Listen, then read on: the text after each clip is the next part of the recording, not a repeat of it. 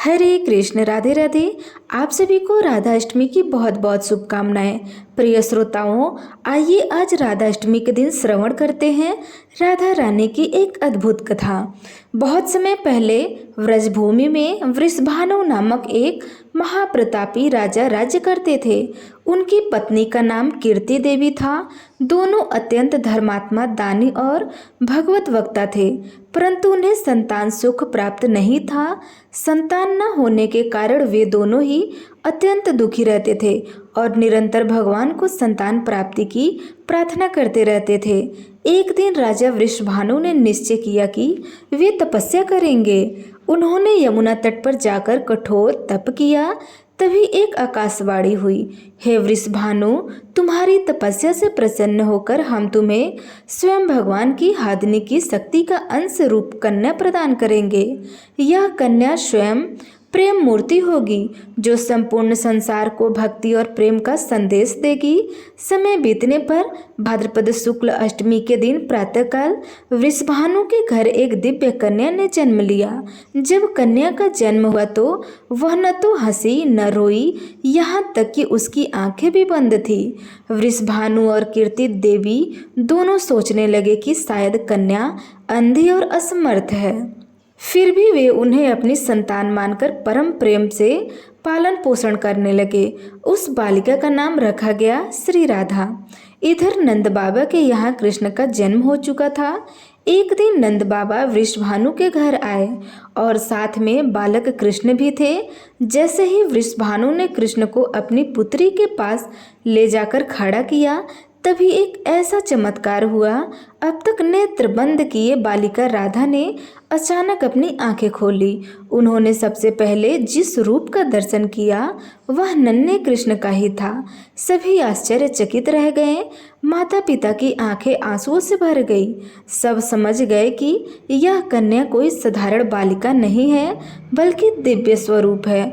उस क्षण से राधा केवल कृष्ण को ही देखती थी और उनके अतिरिक्त किसी और में उनकी दृष्टि नहीं जाती थी।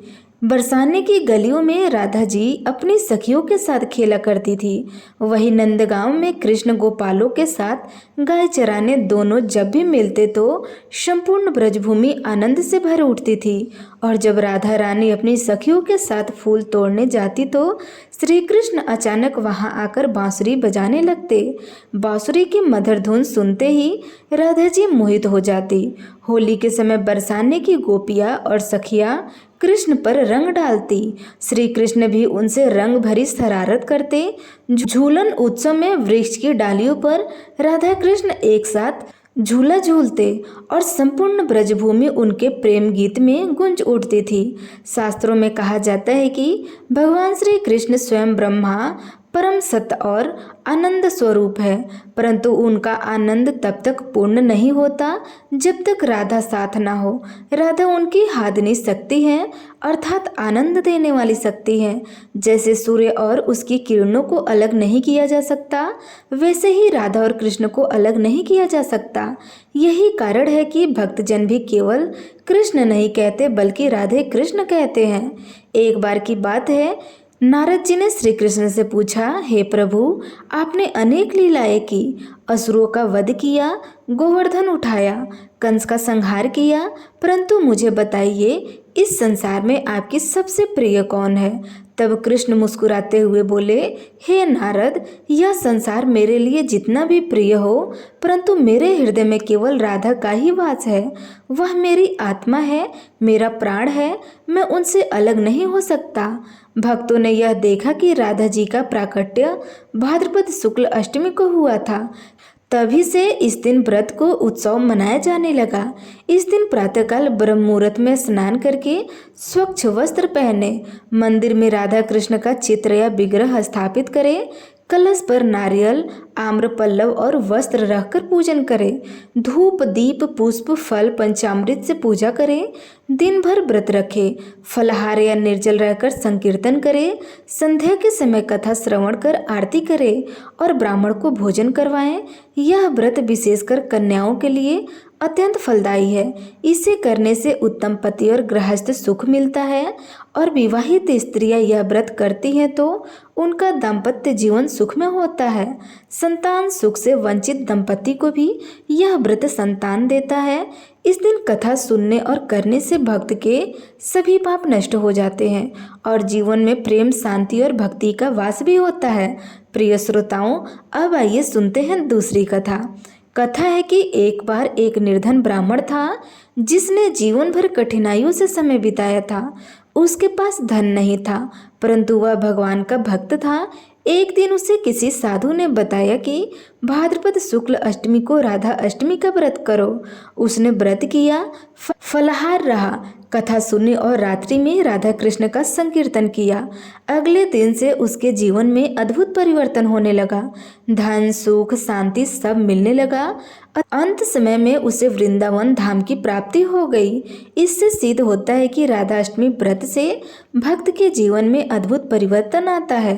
राधा जी केवल कृष्ण की प्रिय नहीं है, बल्कि भक्ति स्वरूपिणी देवी है। उनका जीवन हमें यह शिक्षा देता है कि ईश्वर को पाने का मार्ग केवल प्रेम है। प्रेम में न कोई छल है, न स्वार्थ है। प्रेम में केवल समर्पण है। जो भक्त राधा रानी का स्मरण करता है उसका हृदय भी निर्मल और कोमल हो जाता है।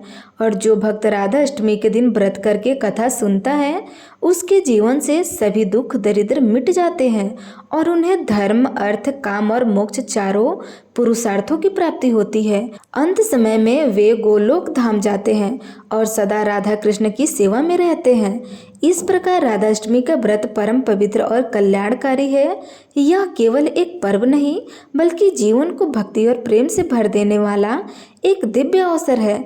तो प्रेम से बोलिए राधा रानी की जय, वृंदावन बिहारी लाल की जय। प्रिय श्रोताओं, अब आइए श्रवण करते हैं एक दूसरी कथा। बहुत समय पहले ब्रजमंडल में वृषभानु नामक एक प्रतापी और धर्मात्मा राजा रहते थे। उनकी पत्नी का नाम कीर्ति देवी।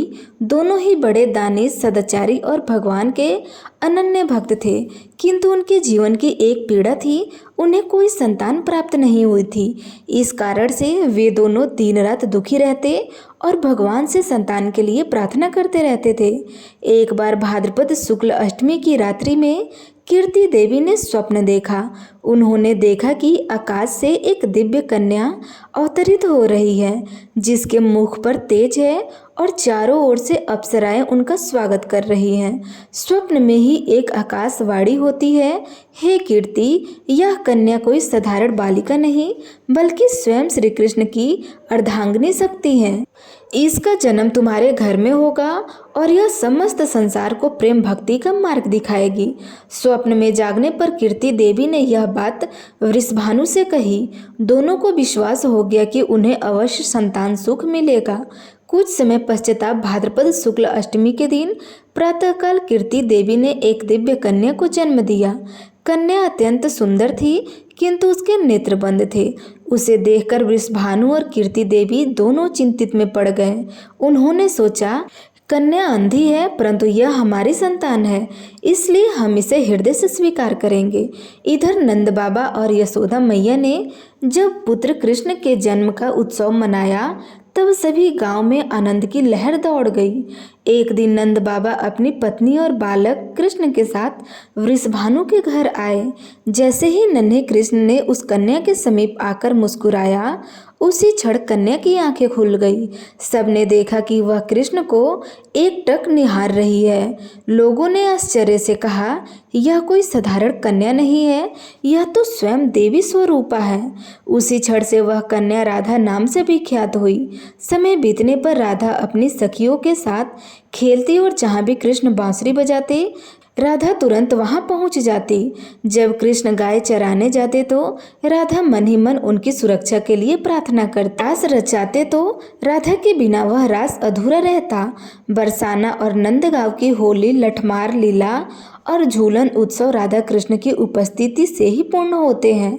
कथाओं में आता है कि जब नारद जी ने कृष्ण से पूछा, हे प्रभु, आपकी शक्ति कौन है, आपके हृदय में कौन है, तब श्री कृष्ण ने उत्तर दिया, हे नारद, मेरी शक्ति, मेरा प्राण और मेरा आत्मस्वरूप केवल राधा है।